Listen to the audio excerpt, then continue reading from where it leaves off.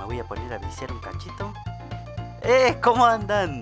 ¿Sos nuevo acá en el canal? Mira, justo me agarraste por poner a viciar. Mira, si sos nuevo, apretá acá, suscribite al canal, activa la campanita, poné todas y cuando te llegue una notificación de un video que estoy subiendo, de un gameplay nuevo, mira, agarra, dale like,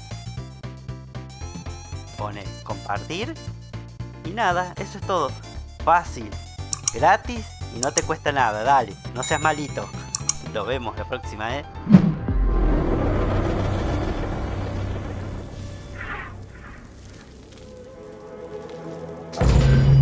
Bienvenido a las teorías de Jean-Pierre Houdin.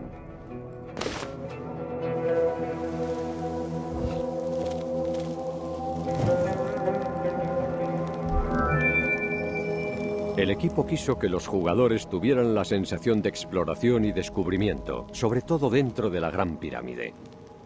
Por ello, se decidió que el diseño interno del monumento reflejaría las teorías del arquitecto Jean-Pierre Houdin. Aunque las antecámaras de la tumba del rey aún no han sido descubiertas, Houdin postula que esto se debe simplemente al peculiar diseño que sitúa la tumba del faraón en el centro de la pirámide. Todo el recorrido que vas a realizar fue diseñado según las hipótesis de Houdin.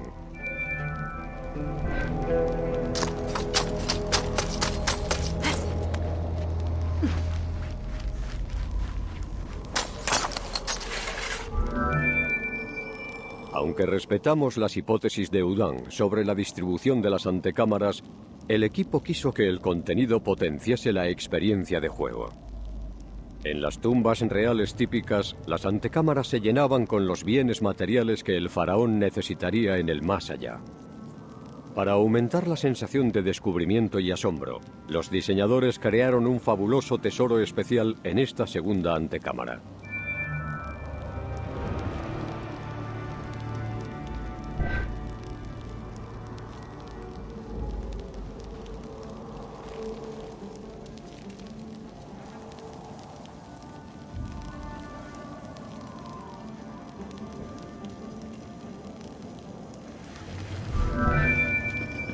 La teoría de Houdin era que los trabajadores usaban el corredor ascendente y la gran galería para trasladar las enormes vigas de la cámara del rey. A esto lo llamaba el circuito de servicio. El corredor en el que te encuentras fue diseñado siguiendo la teoría de Houdin y recibe el nombre de circuito noble. Este corredor habría sido utilizado para transportar el sarcófago de madera con la momia del faraón hasta la cámara de reposo definitiva.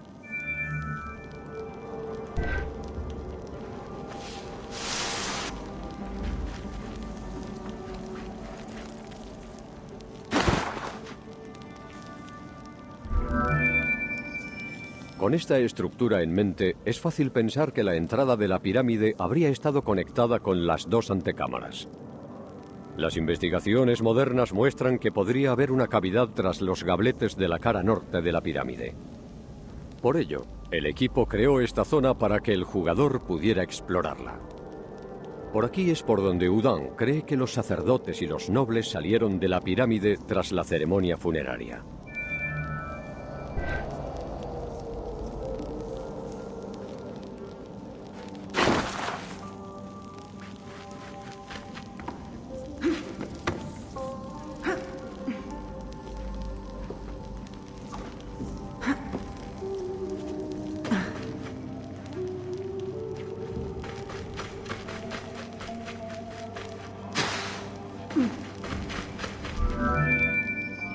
Muchas de las teorías sobre la construcción de la Gran Pirámide se apoyan en el uso de rampas externas.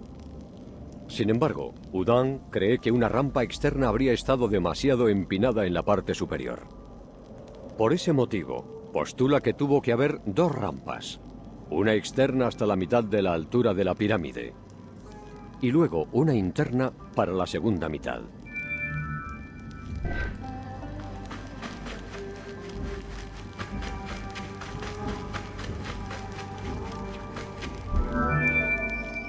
La teoría de Houdin afirma que esta rampa interna seguía las caras de la pirámide en forma de espiral ascendente.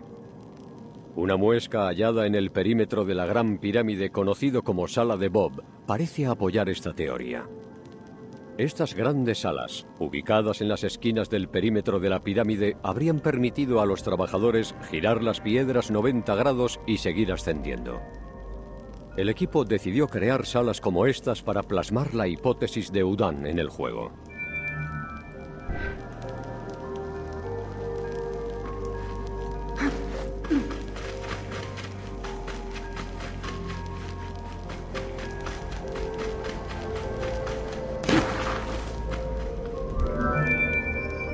Este largo pasillo era la primera sección de la rampa ascendente interna.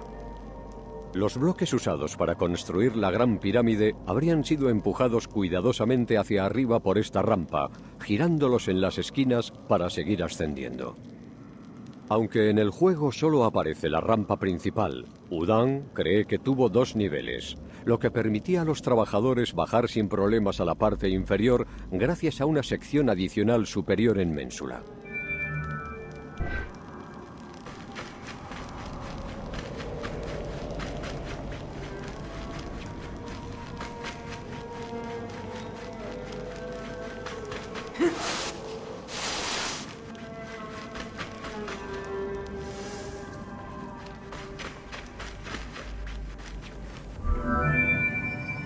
Según Udán, el principio de la rampa interna estaba en la base de la fachada sureste de la pirámide.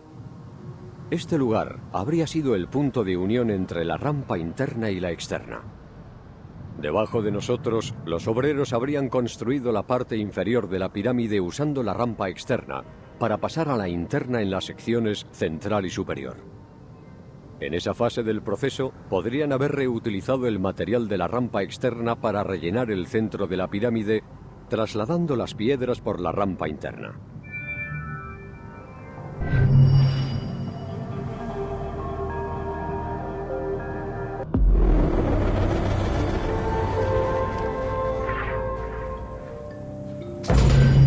Bienvenido a Complejo Funerario de Jafre.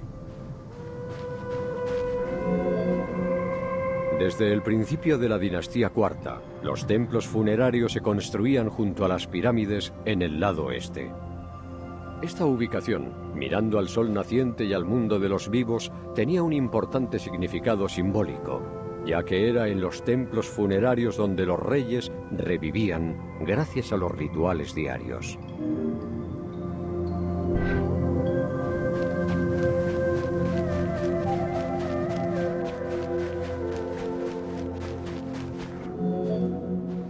En la disposición habitual, los templos funerarios se dividían en 2 partes.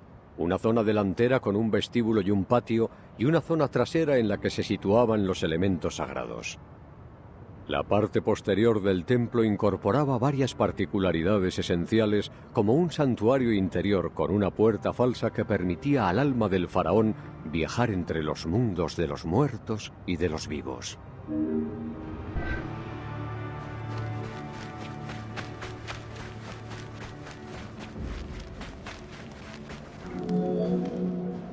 La mayor de estas estructuras, el templo funerario de Jafre, fue construida con bloques megalíticos de caliza de una cantera cercana recubiertos con granito.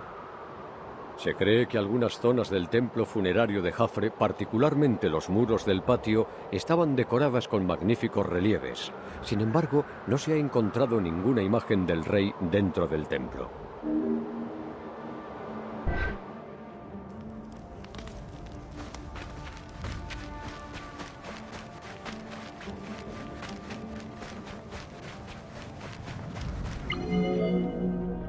Diedefra, sucesor directo de Jufu, siguió la costumbre que exigía a cada rey que eligiera una nueva ubicación para su alojamiento funerario y escogió Abu Roash como lugar de descanso eterno. Cuando llegó la hora de construir su propio complejo funerario, Jafre, hijo también de Jufu y sucesor de Diedefra, rompió con la tradición y volvió a Giza. Jafre no solo se burló de la tradición, sino que lo hizo de una manera que intentó eclipsar el monumento más importante de su padre.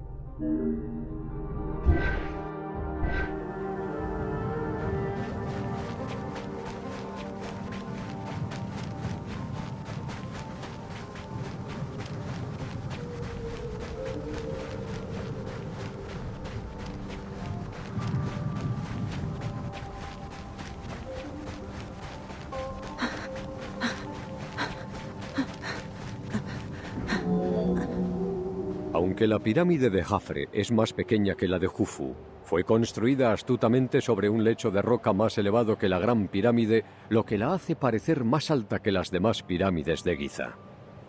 Actualmente, la pirámide de Jafre es la única de las 3 de Giza que conserva la parte superior de la cobertura de caliza.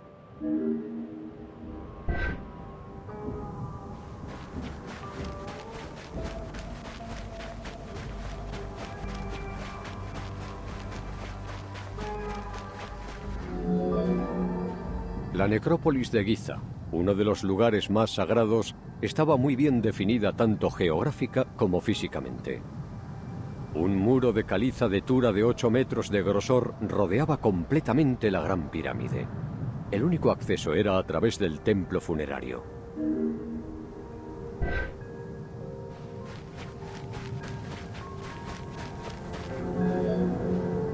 A partir del reinado de Sneferu, la pirámide secundaria se convirtió en algo habitual en los complejos de pirámides.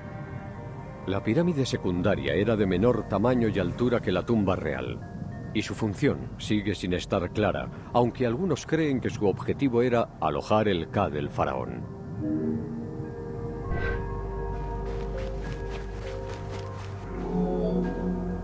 En los medios generalistas, el Ka suele definirse como el alma del fallecido.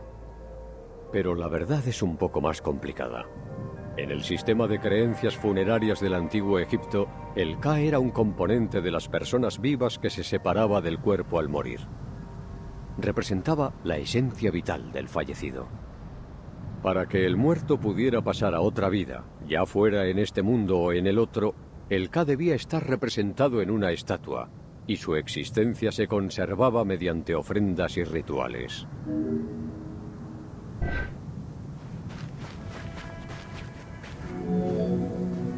Los arqueólogos descubrieron dentro de la pirámide secundaria de Jafre una caja de madera con piezas de cedro. Al volver a montarlas, obtuvieron un altar colocado en un trineo. Al igual que las barcas solares halladas en la pirámide de Jufu, parece que el altar y el trineo de madera de Jafre se descartaron ritualmente tras su funeral.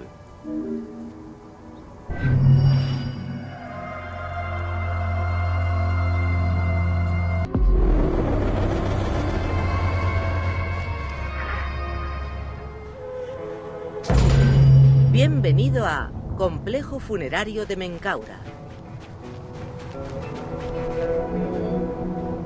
Las dimensiones de la pirámide de Menkaura son mucho menos grandiosas. Sin embargo, al contrario que sus predecesoras, muestra gran complejidad en sus acabados internos y externos. El exterior estaba cubierto en parte con granito rojo y las paredes internas estaban ricamente decoradas. Esta innovación no se implantaría hasta el final de la dinastía V, cuando las paredes empezaron a adornarse con textos.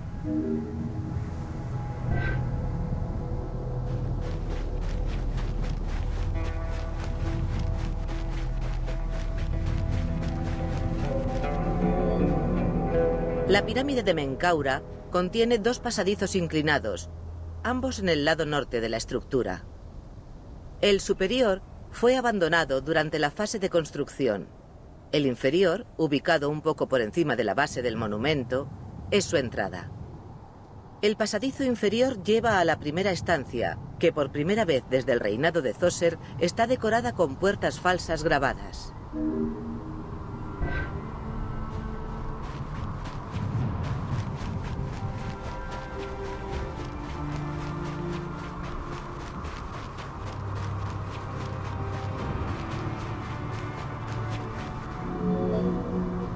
El complejo de pirámides de Menkaura no estaba terminado cuando murió, pero su sucesor, Sebsekaf, lo terminó, aunque de forma apresurada y un tanto pobre. A pesar de ello, esta estructura funeraria dejó huella en la historia de este tipo de monumentos. A partir de entonces, la pirámide se encogió y el templo funerario creció tanto cuantitativa como cualitativamente. Como curiosidad, en el templo funerario de Menkaura se encuentra el bloque de caliza más pesado de todos los complejos de pirámides, con un peso superior a las 200 toneladas.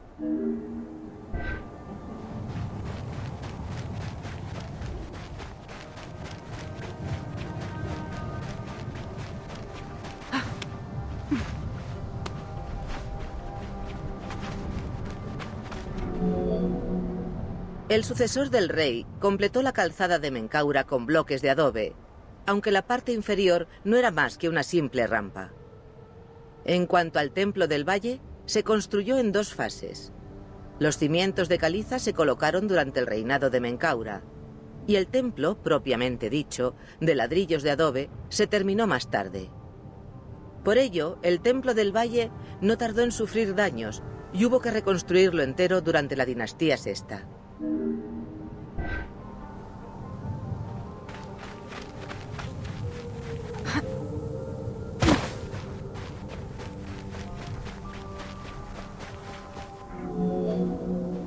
A lo largo del lado sur de la pirámide principal, se levantaron 3 pequeñas estructuras, llamadas pirámides de las reinas de Menkaura.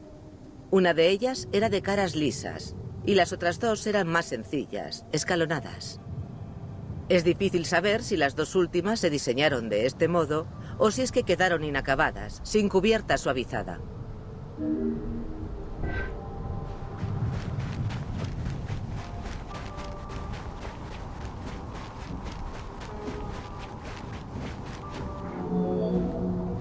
La pirámide más al este constaba de las salas y pasillos tradicionales en las pirámides satélite que alojaban el Ka de los reyes. Sin embargo, dentro se halló un sarcófago de granito, lo que llevó a la conclusión de que fue utilizada realmente como tumba y no como cenotafio simbólico. A partir de estas observaciones, algunos estudiosos creen que esta pirámide se construyó inicialmente como satélite para el Ka del rey, aunque luego fue utilizada como tumba de una reina. Sin embargo, se desconoce su identidad.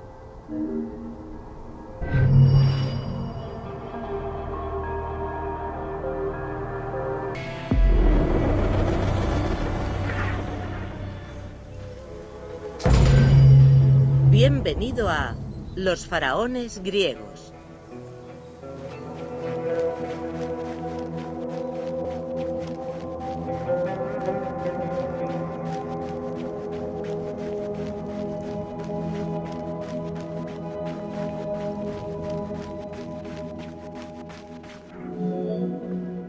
Los faraones eran considerados encarnaciones divinas de los dioses.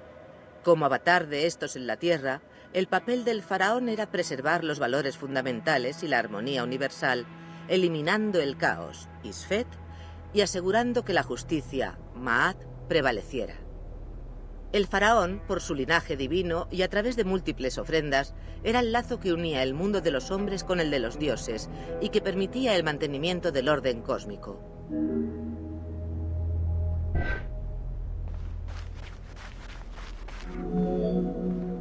La dinastía tolemaica reinó en Egipto del 305 al 30 antes de la Era Común.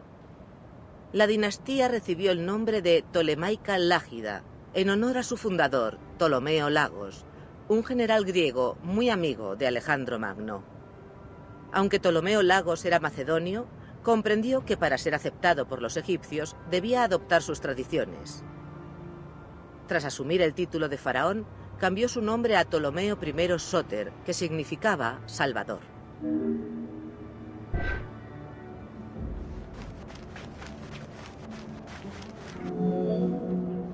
Alejandro Magno, nacido en el 356 antes de la Era Común, fue formado de forma apresurada en los asuntos del reino antes de integrarse en el ejército macedonio, donde ascendió rápidamente. Tras el asesinato de su padre en el 336 antes de la Era Común, que algunos creen que fue orquestado por el propio Alejandro, se convirtió en rey de Macedonia. Alejandro, líder de un reino unificado y de un gran ejército, se centró en las conquistas. Ansioso por recuperar las ciudades griegas del Asia Menor, se enfrentó a las fuerzas persas, a las que derrotó una y otra vez.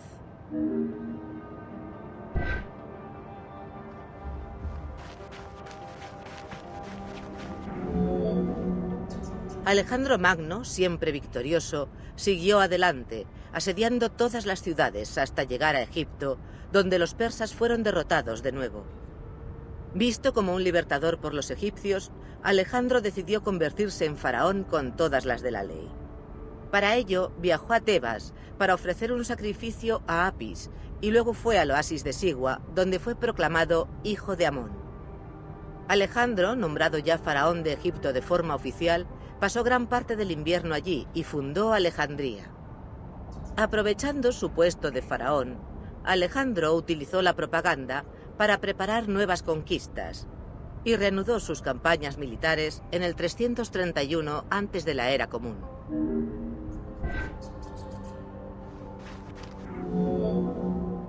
En el 323 antes de la Era Común, en su lecho de muerte, Alejandro otorgó la satrapía de Egipto a Ptolomeo Lagos. Ptolomeo, plenamente consciente del valor de Egipto, aseguró no solo la estabilidad de las fronteras del país, sino también su desarrollo económico y militar. Al mismo tiempo, colaboró con la élite egipcia para mantener el orden interno del país. En el 305 antes de la Era Común, Ptolomeo era muy respetado en Egipto y en el resto del Mediterráneo, y estaba al mando de la mayor flota del mundo helenístico. Ptolomeo asumió oficialmente el título de faraón de Egipto en enero del 304 antes de la Era Común, un año después de la muerte de Alejandro Magno.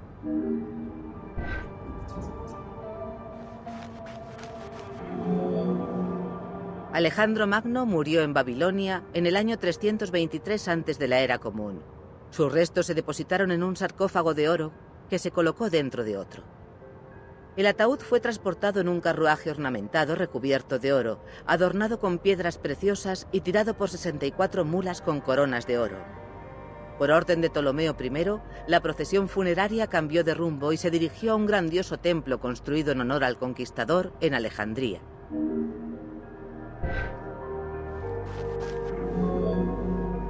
Julio César visitó la tumba de Alejandro tras la toma de Alejandría. Y según consta, el emperador romano Augusto depositó flores sobre ella. Sin embargo, aunque muchos grandes líderes afirmaron haberla visitado, la ubicación de la tumba ha desaparecido de la historia. Algunas fuentes señalan que Ptolomeo X sustituyó el ataúd de oro por un sarcófago de vidrio. También se cree que Cleopatra pudo haber saqueado la tumba en un momento de crisis económica.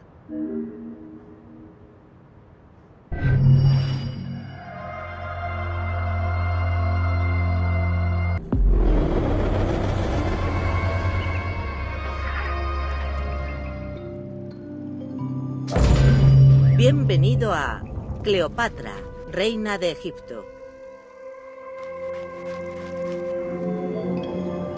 Cleopatra VII Tea Filópator ascendió al trono en el año 51 antes de la Era Común, a los 18 años. Aunque inicialmente su regencia fue muy disputada, consiguió prevalecer y llegó a convertirse en la gobernante de todo Egipto. Según Plutarco, fue la única de todos los faraones tolemaicos que hablaba egipcio. Su inteligencia, buena educación y gran instinto para la política le permitieron forjar las alianzas necesarias para mantener la independencia de Egipto mientras Roma se convertía en imperio en el Mediterráneo.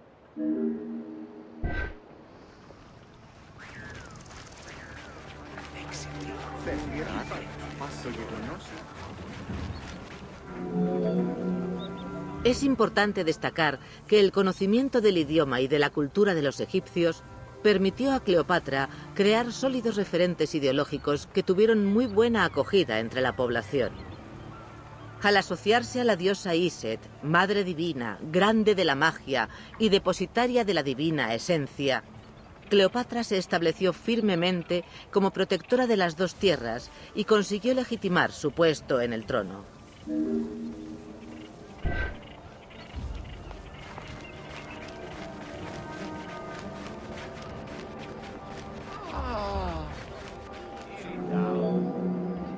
Tras su muerte en el 51 antes de la Era Común, Ptolomeo XII Auletes dejó su reino a su hija y a su hijo mayor, Cleopatra VII y Ptolomeo XIII. Como era costumbre, los hermanos se casaron. El nuevo faraón tenía 10 años y su hermana esposa 17.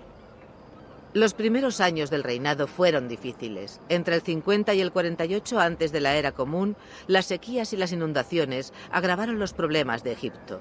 El general Aquilas y el consejero real Potino se inmiscuían en las decisiones políticas de los jóvenes y terminaron por poner a Ptolomeo XIII en contra de Cleopatra. En el 48 antes de la Era Común, Cleopatra fue exiliada.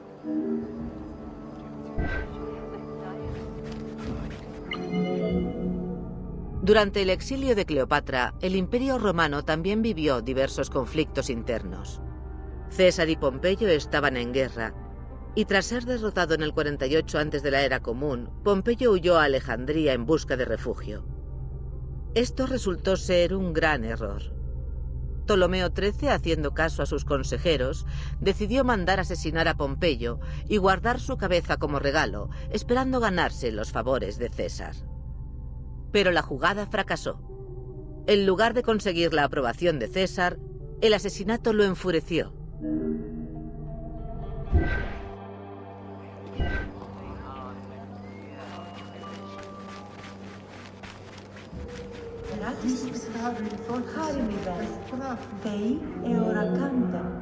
Cleopatra, consciente del enfado de César con Ptolomeo por haber asesinado a Pompeyo, decidió aprovechar la situación.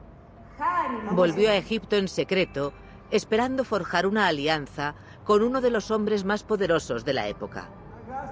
Aparte de la leyenda que cuenta que llegó a los aposentos de César oculta en una alfombra, se desconoce lo que sucedió realmente en aquel encuentro decisivo. Sin embargo, César vio en Cleopatra a una gobernante más adecuada para Egipto que su joven e influenciable hermano. César invocó el testamento de Ptolomeo XII e intentó que los hermanos hicieran las paces.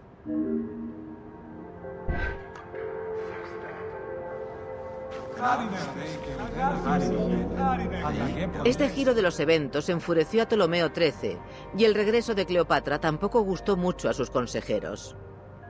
Azuzado por el general Aquilas y por Potino, el joven faraón conspiró contra César y Cleopatra, lo que desembocó en el asedio de Alejandría en el 47 antes de la Era Común. En marzo del año 47 antes de la Era Común, César derrotó a las fuerzas de Ptolomeo XIII. El joven faraón se ahogó en el Nilo tras huir del campo de batalla. Con todos sus rivales muertos o despojados de poder, Cleopatra se casó con su hermano menor, Ptolomeo XIV, y se hizo con el trono de Egipto de una vez por todas. El final de la guerra de Alejandría también sirvió para cimentar la alianza política y romántica entre Cleopatra y César.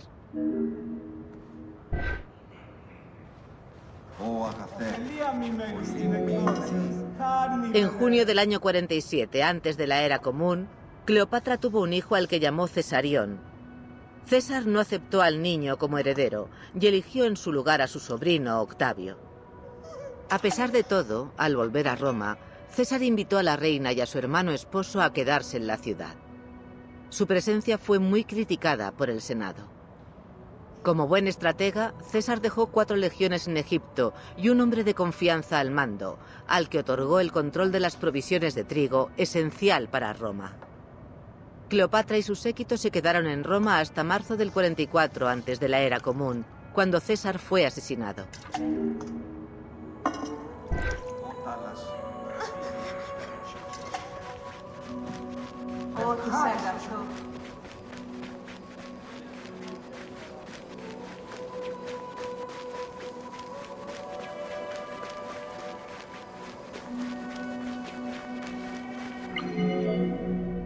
Marco Antonio, el más fiel aliado de César, visitó a la reina de Egipto a menudo durante su estancia en Roma.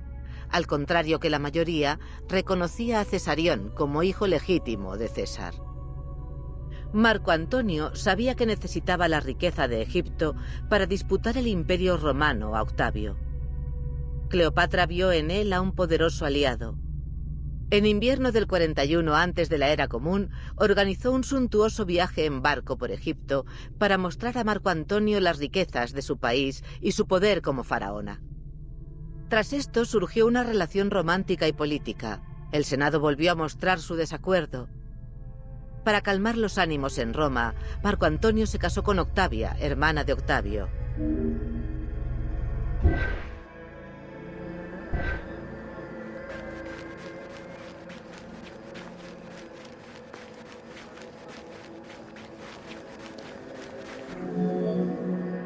A pesar de su matrimonio con Octavia, Marco Antonio siguió siendo amante de Cleopatra, con quien tuvo varios hijos.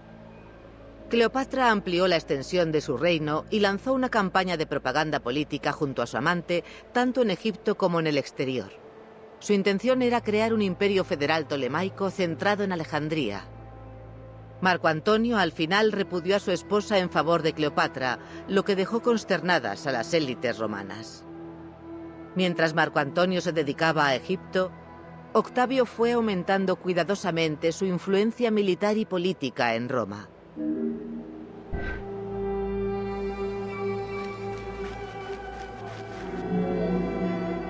Octavio consiguió que su campaña de propaganda triunfase. El pueblo romano odiaba a Marco Antonio y a Cleopatra. Para evitar la censura que conllevaba atacar a otro romano, Octavio simplemente declaró la guerra a Egipto. El poder de Roma seguía siendo supremo. La importante flota egipcia, acompañada por las tropas de Marco Antonio, fue derrotada en el 31 antes de la era común en Accio. Octavio llegó a Egipto en el 30 antes de la era común para formalizar su victoria.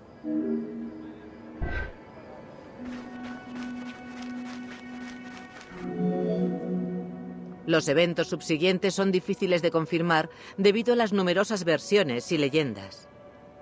Se cree que tras llegar a oídos de Marco Antonio el rumor de que Cleopatra se había suicidado, él decidió hacerlo también. Ya moribundo, fue llevado ante la reina.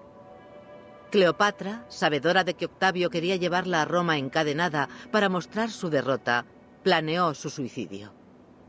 Probablemente se envenenó con arsénico, aunque la otra versión, que dice que utilizó un áspid para que la mordiera, resulta mucho más dramática. Lo sucedido con el cuerpo de Cleopatra sigue siendo un misterio.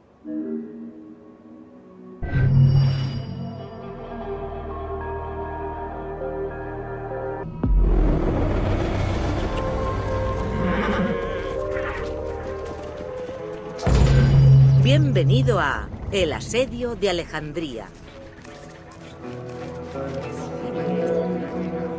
Entre los escritos que se le atribuyen a Julio César se encuentran las descripciones del asedio de Alejandría, conocidos como la Guerra de las Galias, y los comentarios sobre la guerra civil. Estos textos contienen información sobre distintas campañas bélicas en Alejandría, África e Hispania. En ellos se relatan las actividades militares de César entre los años 58 y 45 antes de la era común. Aunque los escritos de César siguen considerándose una fuente de información esencial, cabe destacar que su perspectiva está limitada. Es necesario tomar otros documentos históricos en consideración para tener un mayor conocimiento de los hechos.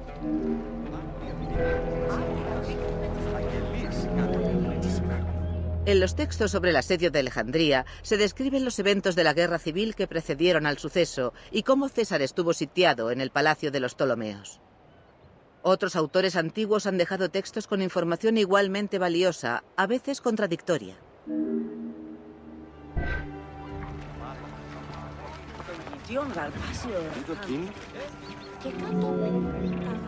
Durante los eventos que dieron lugar al asedio de Alejandría, Cleopatra VII y su hermano se disputaron el control de Egipto. Potino, el regente de Ptolomeo XIII, ejercía una férrea influencia sobre el joven faraón, y Cleopatra se vio obligada a huir para ocultarse. Estos hechos fueron clave en la llegada de Pompeyo a Alejandría. Al perder la batalla contra César, en el año 48 antes de la era común, el general romano intentó buscar asilo en su aliado egipcio. Siguiendo el consejo de Potino, Ptolomeo XIII mandó asesinar a Pompeyo con la esperanza de ganarse el favor de César. Esta resultó ser una decisión muy poco afortunada.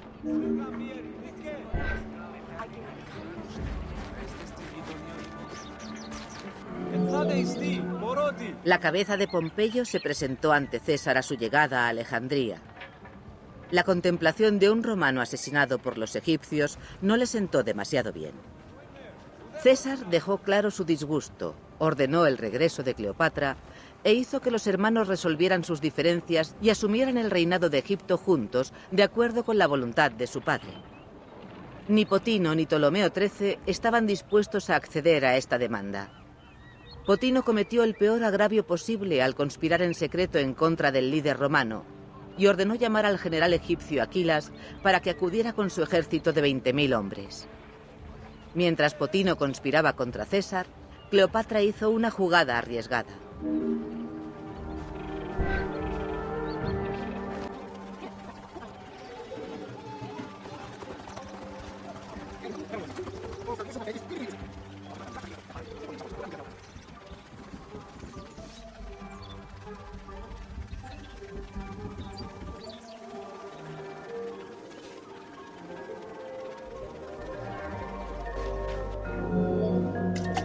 Hay muchas versiones del encuentro que se produjo entre César y Cleopatra. Según una de ellas, Cleopatra se coló sola en el palacio por la noche. Otras fuentes afirman que la acompañaba uno de sus aliados, quien la introdujo envuelta en una alfombra. Aunque todavía se debaten las circunstancias de este decisivo encuentro, se sabe que la reunión se produjo y que Cleopatra consiguió el favor de César. El revés de los acontecimientos fue demoledor para Potino y Ptolomeo XIII.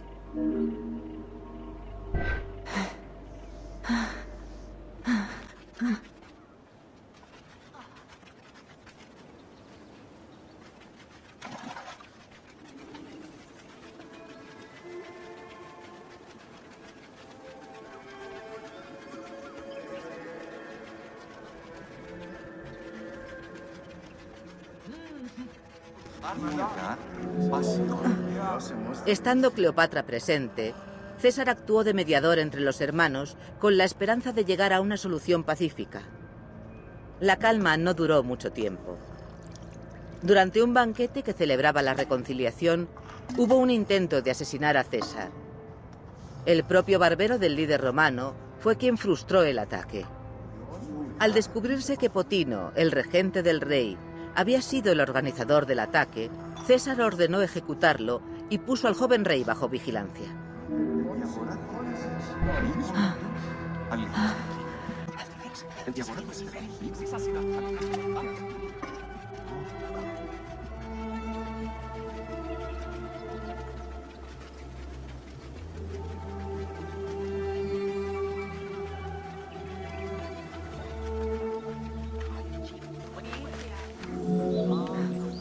César, atrapado en el palacio con apenas 4000 soldados y sabiendo que la llegada del ejército enemigo era inminente, pidió ayuda a Siria, Rodas y Cilicia. Ordenó a sus hombres cavar una zanja alrededor del palacio y construir un muro hacia el puerto. Esto garantizaría un acceso seguro al mar. El general egipcio Aquilas llegó con sus 20.000 soldados, dando comienzo a la batalla de Alejandría.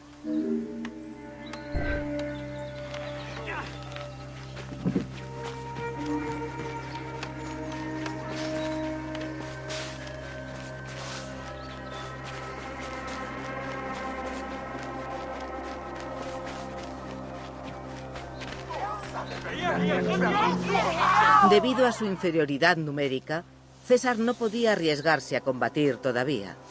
En nombre de Ptolomeo, envió embajadores a negociar una tregua con Aquilas.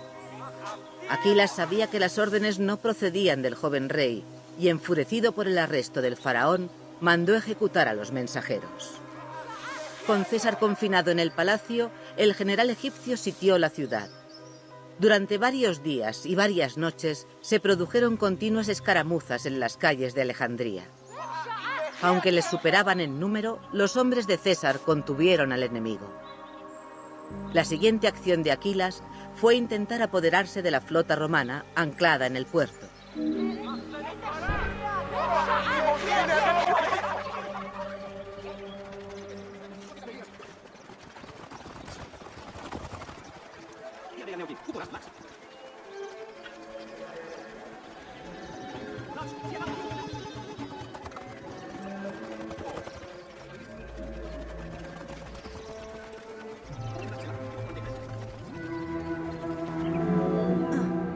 El palacio ofrecía protección, pero perder el puerto implicaba perder la ayuda y los suministros.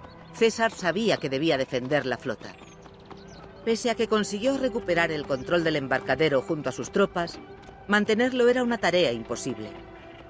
César ordenó prender fuego a las naves. Como no podía regresar de nuevo al palacio, puso rumbo hacia el faro de Alejandría.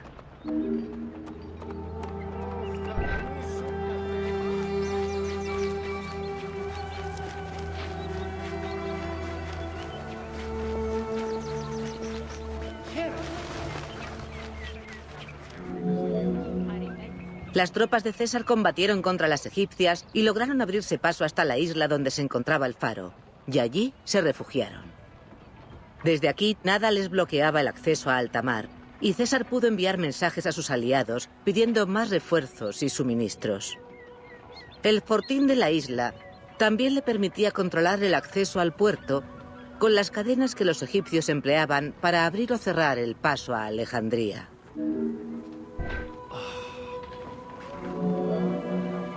La cronología de los eventos de la guerra de Alejandría sigue siendo imprecisa. Las versiones no se ponen de acuerdo acerca de cuándo se produjo el incendio de la gran biblioteca o incluso si llegó a arder. Según una versión, durante el combate se incendiaron el muelle y los almacenes, y el fuego se extendió luego a la biblioteca. Otras fuentes indican que al hacerse Aquilas con el puerto, César tuvo que abandonar la protección de palacio para defender sus naves. En medio del combate, las naves se incendiaron y la destrucción se propagó hasta la biblioteca.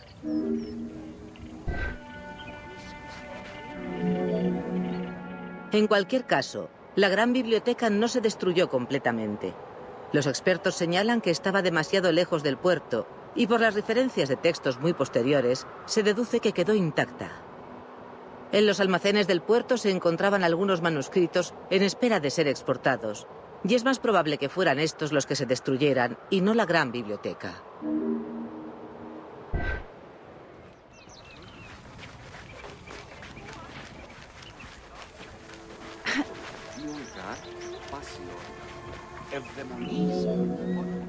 La destrucción de la biblioteca pudo deberse a diversos incendios a lo largo de los años. Su final probablemente llegó cerca del siglo IV, cuando el emperador cristiano Teodosio I ordenó el cierre de todos los templos paganos. Aunque muchos documentos pudieron ser trasladados y salvados, se desconoce qué conocimientos se perdieron.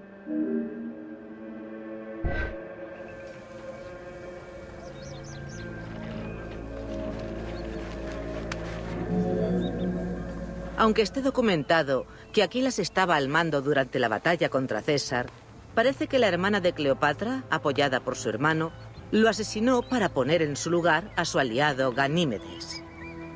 Ganímedes demostró ser un buen estratega del bando egipcio. Fue idea suya bloquear el acceso al puerto y dejar a César atrapado en el palacio.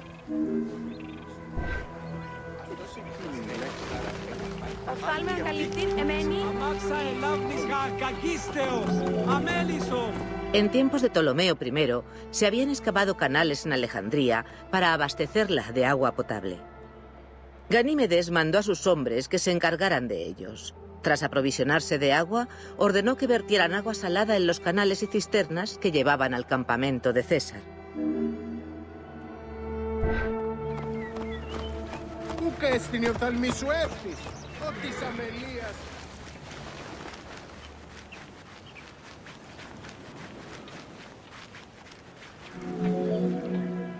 El ejército romano entró en pánico. No sobrevivirían sin agua potable. Entonces advirtieron que los poros de la piedra caliza podían ser útiles y se afanaron en construir pozos para reabastecerse de agua. Días más tarde, la 37ª Legión de Soldados de Pompeya llegó en barco. Como resultaba imposible acercarse a la costa por el viento, César se arriesgó a intentar reunirse con ellos en el cabo Quersoneso. Al descubrir su ubicación, los enemigos de César intentaron interceptarlo. A pesar de la clara ventaja de los alejandrinos, César, con una nave de Rodas y sus avezados marineros, se alzó victorioso.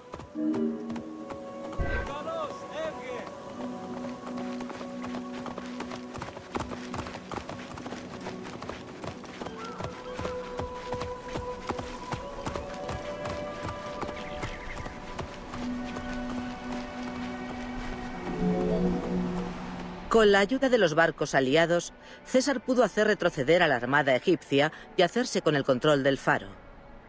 Tras tomar el control de la isla, lanzó a los alejandrinos al agua para que nadaran de vuelta a su ciudad. Sin embargo, César no pudo mantener el faro durante mucho tiempo. El enemigo se reagrupó y se dispuso a asaltar la isla. A pesar del liderazgo de César, muchos de sus hombres huyeron atemorizados de sus puestos, en barco e incluso a nado.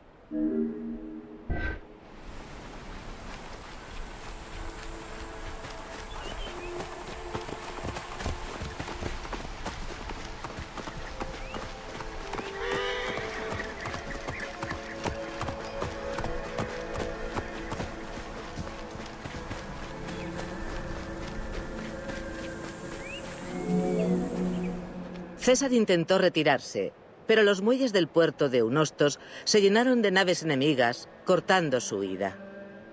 Al parecer, César tomó sus documentos y saltó por la borda para intentar llegar a nado a un barco aliado más alejado.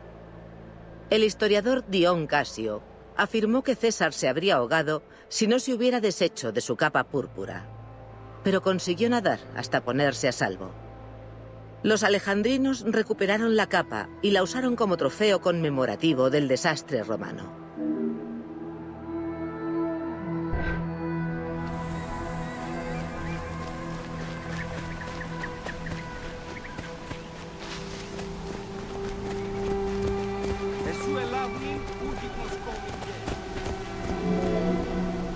Descontentos con Ganímedes y clamando la restitución de su rey, los alejandrinos se avinieron a pactar con César. César aceptó liberar a Ptolomeo XIII bajo la condición de que permaneciera leal a Roma en beneficio de su reino. Pero el rey incumplió el trato una vez que fue liberado y continuó la guerra.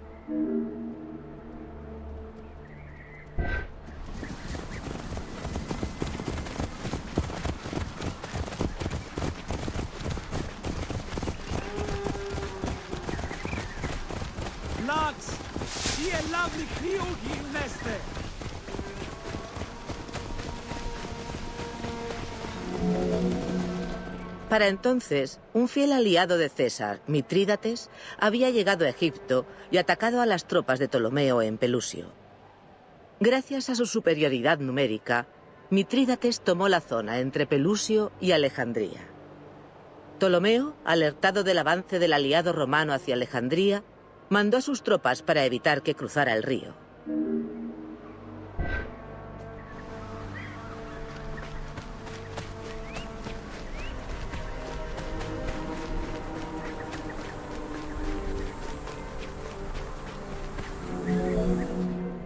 Mitrídates avisó a tiempo a César y los dos grupos se enfrentaron al ejército de Ptolomeo en el delta.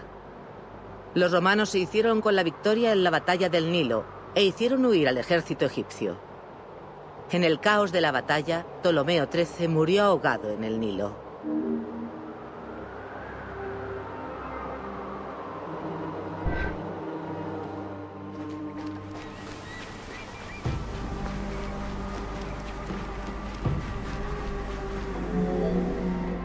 Al acabar el asedio, Cleopatra VII se casó con su hermano menor, Ptolomeo XIV, y reinó sobre Egipto hasta el año 30 antes de la Era Común. Durante su reinado, Alejandría consolidó su posición dentro del Imperio Romano y finalmente superó a Atenas como una de las ciudades más importantes bajo el águila imperial. Julio César permaneció en Egipto durante un breve tiempo. Tuvo un hijo con Cleopatra llamado Cesarión.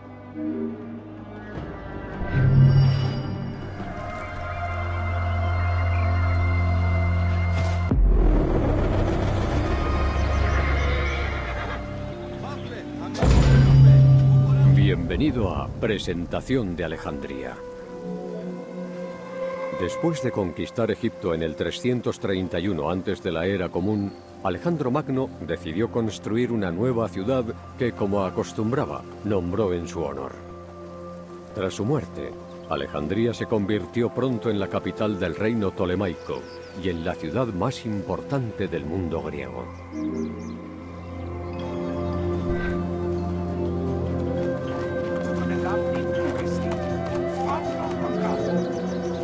La ciudad se erigió entre el mar Mediterráneo y el lago Mareotis, lo que convirtió a Alejandría en un importante núcleo de intercambio comercial y cultural.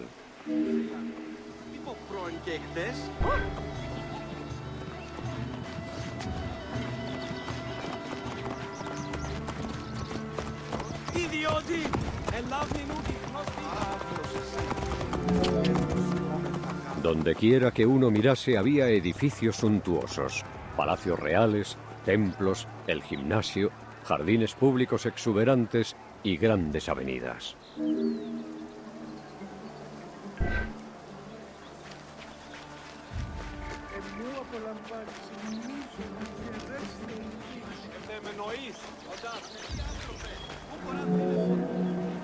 Gracias a su belleza incomparable y a su ventajosa ubicación geográfica, Alejandría atrajo a forasteros, intelectuales y comerciantes. Fue una de las ciudades más cosmopolitas del mundo antiguo y llegó a suplantar a Atenas como la ciudad griega más importante de la historia.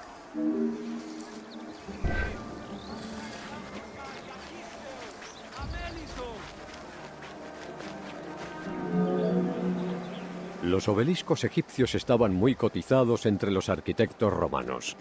Aunque el diseño preferido de los romanos era de un monumento único, los egipcios se construían en parejas y se situaban habitualmente a la entrada de los templos. Todavía existen varios obeliscos egipcios en la actualidad, aunque muchos están dispersos por el mundo en ciudades como París, Roma, Nueva York o Londres. Todo esto muestra de qué manera fue influida Alejandría por el rico pasado de Egipto.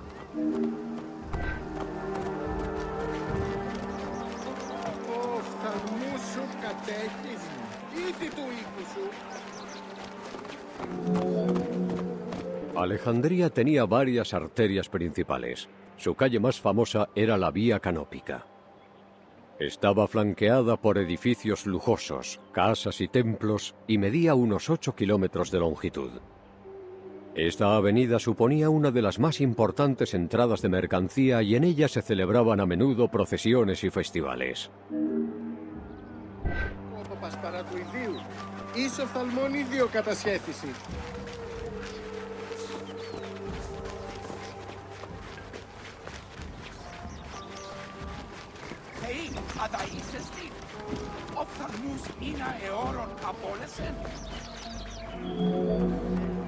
Su anchura, 30 metros, era extrañamente grande incluso para los estándares griegos.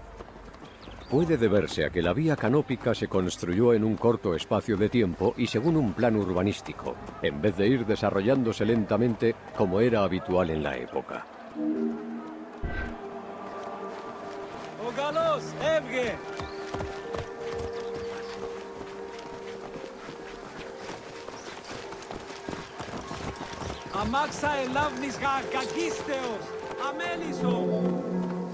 La calzada partía de los cementerios occidentales, rodeaba el gimnasio y salía de la ciudad atravesando un enorme portón en dirección a Canopo.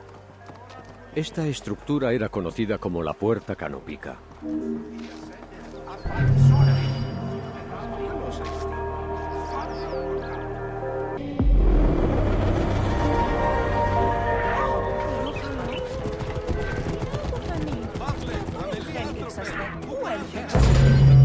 Bienvenido a Alejandría como núcleo comercial. Los puertos de Alejandría eran importantes núcleos comerciales que comunicaban a Egipto con las regiones mediterráneas y más allá. A diario pasaba por la ciudad una ingente cantidad de materiales y bienes.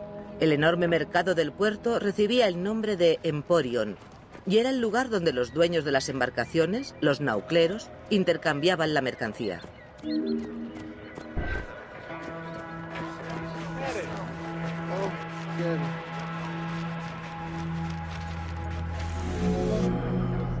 Egipto exportaba comida y artesanía, cerámica, vidrio, joyas de oro y moneda recién acuñada. Los alfareros locales, empleando técnicas tradicionales egipcias, estaban a la altura de los extranjeros y la industria textil era boyante. Lo que Egipto no producía se obtenía a cambio de recursos locales, como el trigo y el papiro. Eran muy cotizados el pino de Siria, el hierro y el mármol de las islas griegas, el oro de Hispania y las frutas exóticas de Europa. Toda esta actividad económica contribuía todavía más a la riqueza de la ciudad.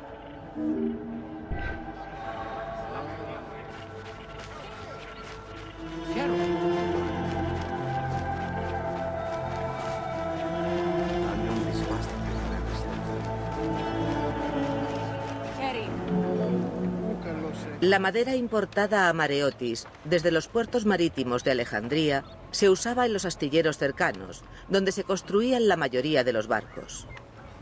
Estos astilleros, que daban trabajo a decenas de miles de constructores, convirtieron a la flota egipcia en una de las más importantes de la era. La madera sobrante de los astilleros se repartía por el resto de Egipto con diferentes propósitos.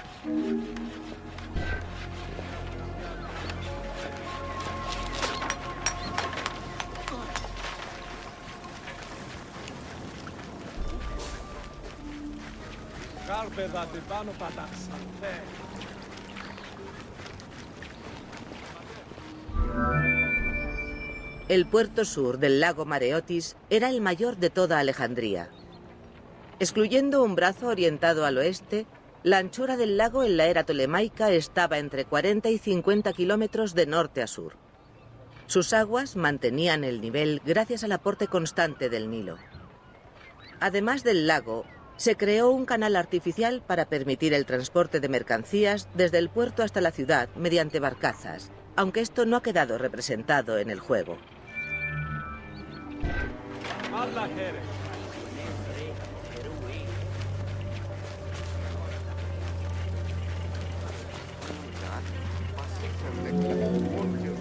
La banca fue una de las innovaciones más destacadas llevada por los griegos a Egipto. El pilar de la riqueza de Alejandría eran los impuestos reales sobre prácticamente todo. Los de los artículos de primera necesidad, como sal, aceite, cerveza, trigo y lino, eran enormes. Como resultado, las arcas reales de Alejandría pudieron asegurar la estabilidad económica de casi todas las zonas administrativas.